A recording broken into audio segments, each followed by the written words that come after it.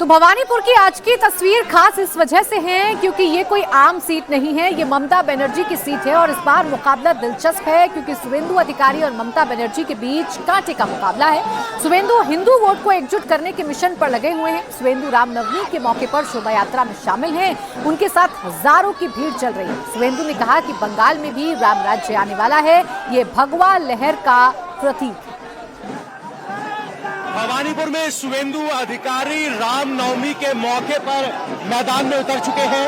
हर कोई उनसे बाइट चाहता है और शुवेंदु अधिकारी यहां जय श्री राम का झंडा ले हुए हाथ जोड़ते हुए आगे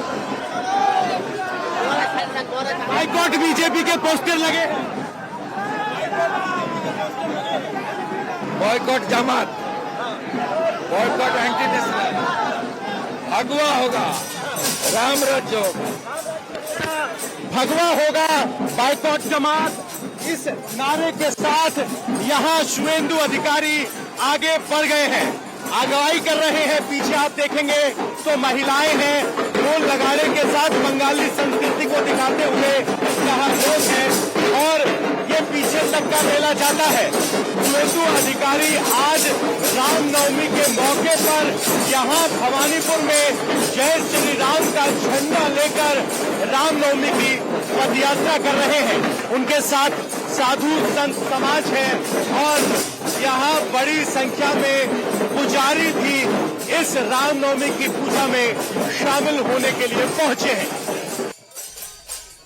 पवन नाड़ा मेरे सहयोगी इस वक्त हमारे साथ लाइव जुड़ चुके हैं। पवन, आपकी रिपोर्ट हमने देखी, उस रिपोर्ट में सनातनियों का उत्साह हमने देखा, शुवेंदु का टीएमसी पर पलटवार हमने देखा। इस वक्त क्या तस्वीरें हैं, क्या तैयारी है प्रशासन की कि कुछ गड़बड़ ना हो जाए और शांतिपूर्ण तरीके से इस हॉट सीट पर ये शोभा यात्रा निकल सके?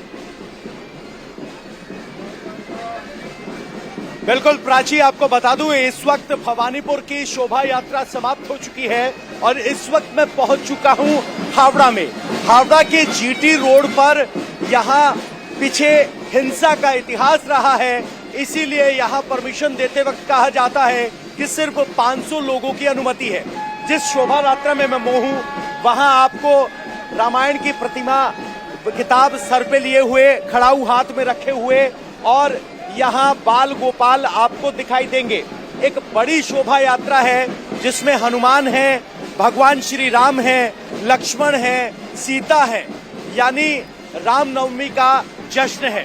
ये वो जीटी रोड है जिस पर पिछले कुछ सालों में हिंसा हुई, उसके बाद की स्थिति ये है कि अब यहाँ सुरक्षा व्यवस्था के तहत पैरामिलिट्री फोर्सेस तैनात हैं और उन्हीं की सुरक्षा में यहाँ यात्रा निकलती है। सबसे बड़ी बात यह है कि यहाँ रामनवमी की यात्रा को लेकर लगातार आरोप लगते रहे हैं कि रामनवमी की यात्रा पर तुष्टीकरण की वजह से हमला होता है।